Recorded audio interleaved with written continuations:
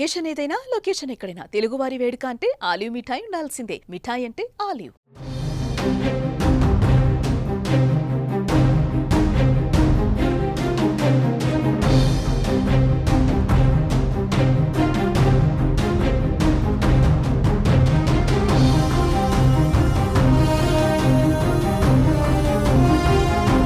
పాకిస్తాన్ దుశ్చర్యల నేపథ్యంలో భారత దళాలు కౌంటర్ అటాక్ షురూ చేశాయి. భారత వైమానిక దళం తర్వాత ఇప్పుడు నావికా దళం కూడా రంగంలోకి దిగింది. అరేబియా సముద్రంలో మోహరించిన ఐఎన్ఎస్ విక్రాంత్ కరాచీని లక్ష్యంగా చేసుకొని విధ్వంసం సృష్టించడం ప్రారంభించింది.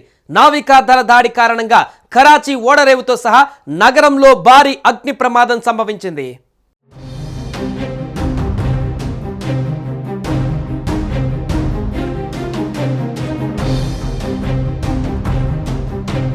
భారత వైమానిక దళం తర్వాత ఇప్పుడు నావికా దళం కూడా రంగంలోకి దిగింది. అరేబియా సముద్రంలో మోహరించిన ఐఎన్ఎస్ విక్రాంత్ కరాచీని లక్ష్యంగా చేసుకుని విధ్వంసం సృష్టించడం ప్రారంభించింది. నావికా దళ దాడి కారణంగా కరాచీ ఓడరేవుతో సహా నగరంలో భారీ అగ్ని ప్రమాదం జరిగింది. ముఖ్యంగా కరాచీ పోర్టు పైన భారత సైన్యం దాడి చేసింది.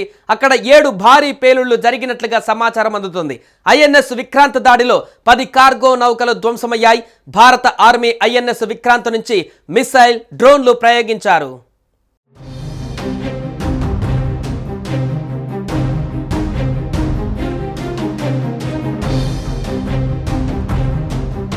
పాకిస్తాన్ నావికా దళానికి కరాచీ, ఓర్మారాలో స్థావరాలు ఉన్నాయి. వారి ఉన్నతాధికారుల ప్రధాన కార్యాలయాలు, యుద్ధ నౌకలు, జలంతర్గాములు మోహరించిన చోటు ఉంది.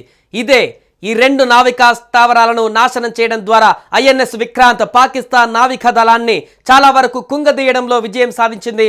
ప్రస్తుతం భారత నావికా దళ ఆపరేషన్ కొనసాగుతుంది. ఐఎన్ఎస్ విక్రాంత్ రంగంలోకి దిగితే అది మనుగడ సాగించడం కష్టమవుతుందని పాకిస్తాన్ భయపడింది. దీనికి కారణం పాకిస్తాన్ దగ్గర ఒక్క విమాన వాహక నౌక కూడా లేకపోవడమే. ఈ నౌక MiG-29K, కామౌ 32, MH-6R అడ్వాన్స్డ్ లైట్ హెలికాప్టర్లతో సహా 30 రకాల విమానాలు, హెలికాప్టర్లను మోసుకెళ్లగలదు. దీంతో పాటు ఇది తేలికపాటి యుద్ధ విమానాలను కూడా మోసుకెళ్లగలదు.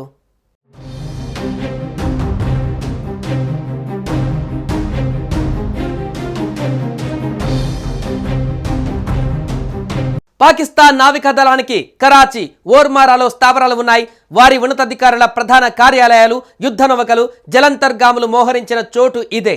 ఈ 2 నావికా స్థావరాలను నాశనం చేయడం ద్వారా ఐఎన్ఎస్ విక్రాంత్ పాకిస్తాన్ నావికా దళాన్ని చాలా వరకు కుంగదీయడంలో విజయం సాధించింది. ప్రస్తుతం భారత నావికా దళం ఆపరేషన్ కొనసాగుతోంది.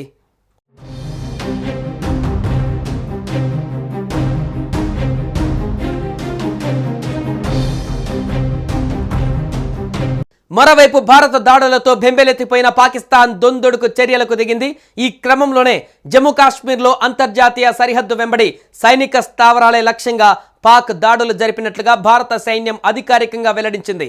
జమ్మూ, పఠాన్కోట్, ఉధంపూర్లోని మిలిటరీ స్టేషన్లను లక్ష్యంగా చేసుకొని దాయాది దేశం డ్రోన్లు, క్షిపణులు ప్రయోగించినట్లు ఎక్స్ వేదికగా తెలిపింది. అయితే వాటిని విజయవంతంగా తిప్పికొట్టినట్లుగా పేర్కొంది.